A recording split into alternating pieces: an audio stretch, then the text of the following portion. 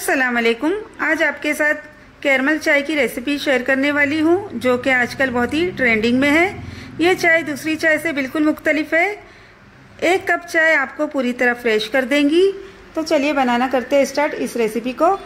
2 अदद हरी इलायची ले ली है मैंने, इसे हल्का सा कूटना है। मैं यहाँ पर 1 कप चाय के हिसाब से आपको बता रही हूँ। अगर आपको ज़्यादा बनाना हो तो इसकी क्वांटिटी आप बढ़ा सकते हैं। इलायची का पाउडर नहीं बनाना है, बल्कि इसे हल्का सा कूटना है। तो यहाँ पर मैंने इसे अच्छी तरह कूट लिया है। इसे मैं एक प्लेट में निकाल लेती हूँ। इसके अंदर जाएंगे कुछ साबित मसाले। तो यहाँ पर मैंने 3 अदद लौंग ले लिए हैं। 1 टीस्पून इसमें जाएंगी सौंफ।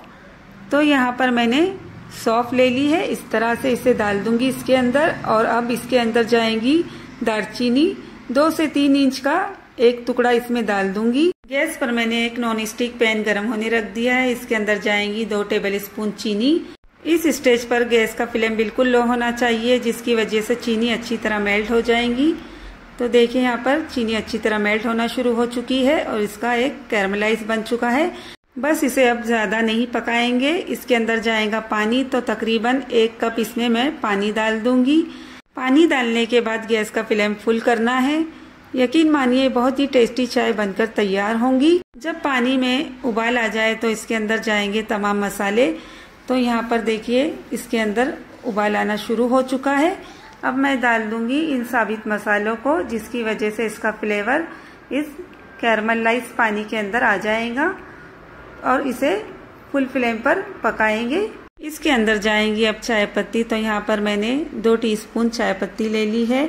आप किसी भी ब्रांड की यूज कर सकते हैं, लेकिन किसी अच्छे ब्रांड की यूज करने से चाय बहुत ही कड़क बनकर तैयार होती है और टेस्ट भी बहुत ही अच्छा आता है। इसलिए कोई अच्छे ब्रांड की चाय पत्ती यूज किया करे। चाय पत्ती डालने के बाद मैं कम से कम इसे 3 से 4 मिनट तक अच्छी तरह पकाऊंगी, जिसकी वजह से इसका कलर बहुत ही अच्छा आएगा और तमाम मसालों के फ्लेवर भी अच्छी तरह आएंगे।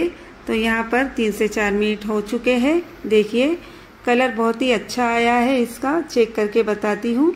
इस तरह से बहुत ही अच्छे कलर में ये तैयार हो चुकी है। अब देखिए इसके अंदर डालते हैं दूध। तो यहाँ पर मैंने 1 कप दूध ले लिया है। इसे डाल दूंगी इसके अंदर और कम से कम इसे 2 बार या 3 बार बॉईल होने दूंगी, जिसकी वजह से चाय अच्छी तरह पक जाएंगी और मसाले भी अच्छी तरह पक जाएंगे। तो यहाँ पर देखिए चाय बॉईल होना शुरू हो चुकी है। जितना मैंने पानी लिया था उतना ही मैंने दूध लिया है। इस तरह से इसे अच्छी तरह 2 से 4 मिनट तक पकाऊंगी। इस तरह से चम्मच से ऊपर नीचे करने से बहुत सारा झाग पैदा होता है, जिसकी वजह से चाय बहुत ही अच्छी बनकर तैयार होती है। तो इस तरह ज़रूर करें। ये चाय सर्दी जुकाम के लिए भी बहुत ही मुफीद है, इसलिए इसे पीने से काफ़ी फ़ायदा होता है। मैंने इसमें 1 कप पानी और 1 कप दूध डाला था। ये पकते पकते पूरी 1 कप हो चुकी है। अब गैस का फ्लेम कर देंगे ऑफ। तो देखिए बहुत ही अच्छी तरह इसमें झाग भी आ चुका है। ये चाय दूसरी चाय के मुकाबले में ज़्यादा कड़क होती है, क्योंकि इसमें कई मसाले हमने डाले हैं, जिसकी वजह से ये चाय बहुत ही कड़क बनकर तैयार होती है और साबित मसालों का फ्लेवर भी बहुत ही अच्छा आता है इसमें। तो इस तरह से चाय अच्छी तरह बनकर रेडी हो चुकी है। चलिए अब करते हैं गैस का फ्लेम ऑफ और इसे एक छन्नी की मदद से छान लेते हैं। बहुत ही अच्छी खुशबू के साथ चाय तैयार हो चुकी है। इसे निकालती हूँ मैं एक कप में।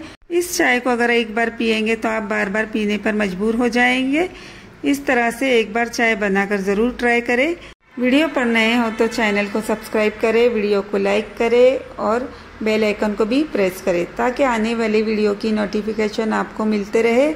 और फिर मिलते हैं नेक्स्ट रेसिपी में। तो इस तरह से चाय बनाएं और ज़रूर पिए। बहुत ही अच्छी चाय बनकर तैयार हुई।